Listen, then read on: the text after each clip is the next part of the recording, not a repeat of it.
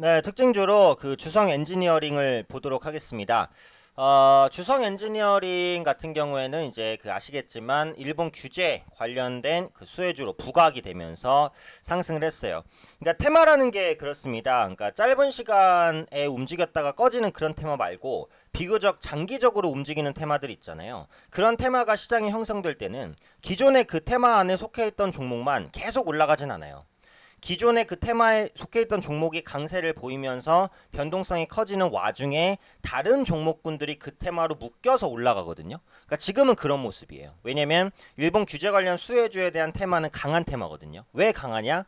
앞으로 한일 관계가 어쨌든 계속해서 좀 빨리 좋아지기는 어렵잖아요. 그러면 추가적으로 일본이 한국에 수출 규제를 가할 가능성 분명히 있어요. 한국에서도 지소미아 파기를 비롯해서 여러 가지 카드를 낼 수도 있고, 그러면은 이슈가 완전히 끝난 건 아니잖아요. 그러다 보니까 이 테마의 종목군들이 조금 더 확장되는, 다른 종목으로 그 불이 옮겨가는, 옮겨간다고 해서 기존 종목이 딱 깨지기보다는 깨질 수도 있지만요, 깨지지 않고 버티면서 옮겨가는 그런 흐름이 나올 수도 있다라는 관점이에요. 근데 다만 모나미나 신성통상 이런 종목은 일본 규제 관련 수혜주로 그동안 너무 많이 올랐기 때문에 단기적으로는 가격 부담이 생긴 게 사실이잖아요. 그러니까 그런 부분은 조금 주의하시는 게 좋다라는 말씀을 이전에 드렸어요. 그래서 지금은 이제 이 일본 규제 관련 테마를 어떤 흐름으로 봐야 되냐, 이 부분을 좀 말씀드릴 건데, 그 이전에 이제 주성 엔지니어링이 왜 올라가는지, 네, 이 부분까지 짚고 가도록 하겠습니다. 오늘은 이제 주성 엔지니어링 뿐만이 아니에요. 대부분 뭐가 강합니까? 네, 반도체, 부품 혹은 장비주가 전체적으로 강합니다. 주성 엔지니어링도 역시 장비주이기 때문에 이제 강한 거죠.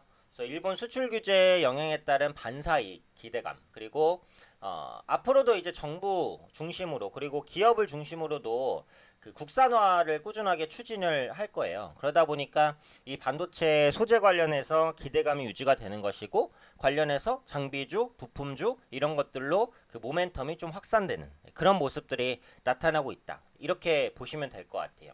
그래서 오늘 주성 엔지니어링 뿐만이 아니라 시그네틱스, 선익 시스템 뭐 관련해서 반도체와 관련 있는 장비주, 부품주, 패키징 관련주, 후공정, 전공정 이런 종목군들 할 것 없이 대부분 5에서 10% 이상씩은 강세를 유지하고 있다고 보시면 되겠습니다.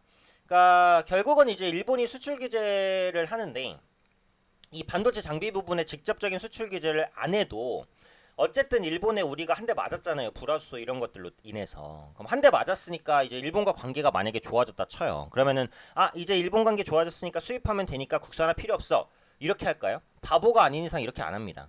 다음번에 이런 일이 반복되면 안 되기 때문에 일본의 의존도가 높은 것들을 국산화시키려는 노력을 장기적으로 할 거예요. 그러다 보니까 불화수소 관련주는 제가 조정시마다 관심 가지세요. 그동안 말씀드렸던 모멘텀이 이거예요. 똑같은 관점에서 반도체 장비주들이 오늘 상승하는 거라고 보시면 될 것 같아요. 그리고 어제 같은 경우 그 이재용 삼성전자 부회장이 충남 사업장이랑 천안 사업장을 방문해서 그 반도체 생산 라인들을 직접 살폈어요. 이런 게 무슨 말이에요? 그만큼 자기가 많이 신경 쓰고 있다라는 거고, 앞으로도 소재나 이런 국산화를 계속해서 이어가겠다는 거예요. 이재용 부회장 입장에서도 일본에 대한 그런 의존도를 낮추고 싶겠죠. 그래서 그런 부분들을 조금 더 부각시키고 있는 것이다. 이 정도로 보시면 될 것 같아요. 자, 그러면은 앞서 말씀드렸던 부분들로 그 주성 엔지니어링 강세를 보이는 이유는 말씀을 드렸고, 오늘 상한가 안 풀리면은 보유하고 계신 분들은 파실 필요는 없겠죠. 상한가가 풀리면 일단 나오는 게 좋은데, 안 풀리면 내일 갭상승 출발 가능성이 높으니까 홀딩이 기본 전략이고, 기본적으로 이제 아까 말씀드렸어요. 그 테마가 단기에 죽는 테마가 있어요. 근데 단기에 죽지 않고 조금 길어지면 이게 확장이 됩니다. 확장. 그래서 불화수소 관련주가 애국 테마주로 확장이 되고, 그 다음에 이제 쇼박스나 이런 영화 관련주, 그 봉오동전 2가 오늘 개봉하잖아요. 그러니까 영화 관련주로 확장되고, 지금 같은 반도체 장비주로 확장이 되는 거예요. 근데 이런 흐름들은 어디에서 두드러지냐면 약세장에서 두드러지거든요. 지금은 시장이 강세장입니까 약세장입니까? 약세장이죠. 약세장이니까 두드러지는 거예요. 근데 오늘 보시면 일단은 미약하지만 코스피 지수는 0.4%, 코스닥 지수는 2.8% 반등은 해요. 이게 V자 반등으로 갈 거란 생각은 안 해요. 다만 바닥을 다지고 다중바닥을 그리면서 완만히 올라갈 수는 있겠죠. 근데 어찌되었던 간에 이런 식이든 반등을 하면 기존에 강했던 테마는 일단 좀 꺾일 수가 있어요. 그러니까 대표적으로 일본주 하면 지금 모나미 신성통상인데, 모나미 같은 경우 오늘 보시면 상승 출발했다가 마이너스 8%까지 빠지고, 신성통상은 네, 지금 상승폭을 거의 다 반납을 했어요.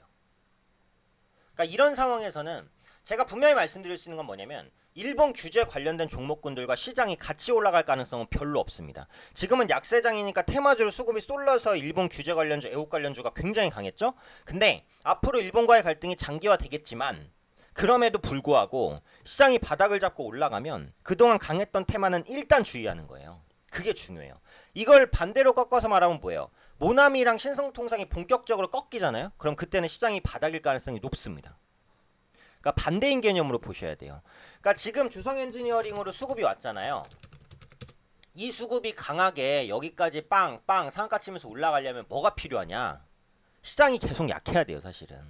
시장이 여기서 빠른 반등을 코스피건 코스닥에는 보인다. 그럼 주성 엔지니어링도 빠르게 차익 실현 물량이 나올 수 있어요. 그러니까 테마주 쏠림은 약세장의 특성입니다. 그렇기 때문에 시장이 반등하면 테마주가 꺾일 수 있다는 것. 반대로 그동안 강했던 테마주가 꺾이면 시장이 반등을 할 수 있다는 것.